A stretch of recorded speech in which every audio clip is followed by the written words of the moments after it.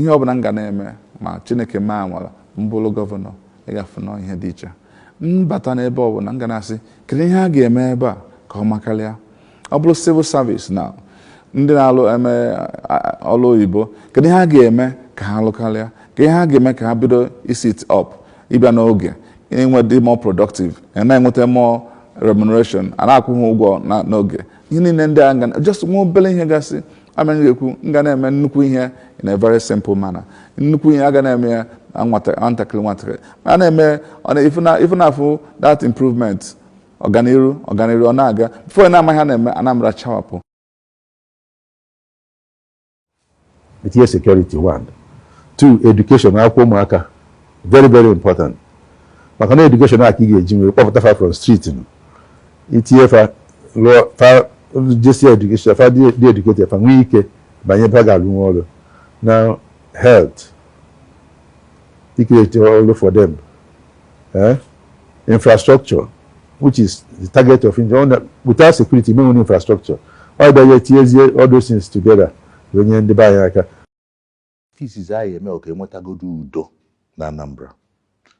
onye na-akpọ ụra ka o nwee ike ịmụchi anya na-agbọ lahụ ụra nchiefo ndị be anyị na-alahụzi ụlọ ofu anya eghele oge maka ịmara oge ọ ga-esu ka isi na windo mapụ emegodo ka udo bata n'obodo nya bụ nke izizi emechazie ka udo bata ife ndị ọzọ anyị alụ erika ine Anambra onwerezi ebe nwere ilo onwere obodo nwere ilo na Anambra na Nigeria karịa Anambra mana onwerezi ilo nke moto ụgbọala na-aga aga anyị onweghị ilu ọfọ anyị alụ ka anyị kawagodo arụ dozie nke alụrụ alụ mebisi ụmụ ife a o mefu nnukwu ego a ga-eme ya ọsịsọ ịna-anya efu na local government wụ gọọmenti nke du ndị mmadụ nso mana sinsi ofu ahụ iri na isii ndị na-achị Anambra kata ndị apụga ji achị na fe emeburu local government election nke bụ nke ezigbo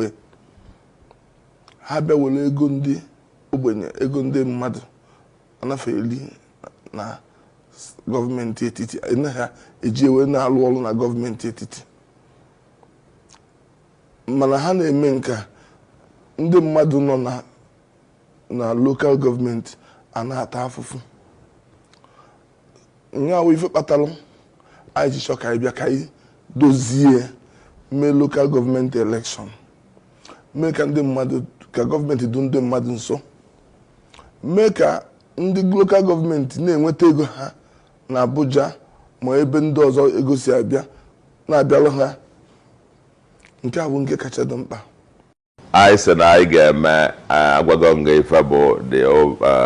ebe anyị na-enegara anya ka Anambra bụrụ obodo a onye ọbụla ga-asị ebe kachasị ebe kacha mma ebe ndị mmadụ ga-ebi ga-enwe ike ibi ebe ndị mmadụ ga-abịa ọ chọọ ebe ọ ga-alụ factory ma ebe ọ ga-alụ nka ma ebe ọ ga-alụ nka ọ sị na Anambra bụ ebe kacha mma ife anyị chọrọ ime Anambra ọ chọrọ ebe ọ ga-achọ ka ọ mụta ife dị iche ọ sị ka ya jee na Anambra n'ebe unu akwụkwọ fa bụ ọkacha mma ọ chọọ ebe ọ ga-alụ ọlụ nye gosi akwụkwọ anyị chọrọ onye gosi akwụkwọ na Abuja ma ọ na Lagos ma ife ọ sị ka ya jee Anambra jee chọọ ọrụ ka ọ hapụzi iwu nke ọzọ bụrụkwa ebe ọ ga-abụ ịchọ ije holiday isi ka ije na Anambra the African Entertainment Center leisure and entertainment world ndị a niile Chineke nyere ụvụrụ anyị ma achọta ha ncha because ọ bụrụ sọ mbe big man ka ele enwe brain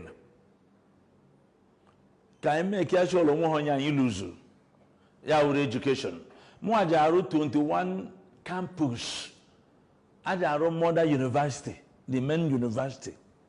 the model mụ ji wee gụọ obodo oyibo bụrụ nkwa nke na ya na-etinye here and there nlụsịa ya ma ga-efe local gọọmenti tinye campus satellite ka m mee ya clarification today ndị mmadụ na-asịla m sị m na-arụ 21 universities ọ bụrụ ife m kwuru aga m arụ a university wee rụzie satellite campus in 21 local gọọmenti ka a na-atageti ihe eji wee mara da local gọọmenti ije ọgbarụ eme marine biology eme fishery ije oru mba etinye agriculture civil engineering different thing eje Ọnịcha etinye legal services. I think half of the lawyers enwere those kind of thing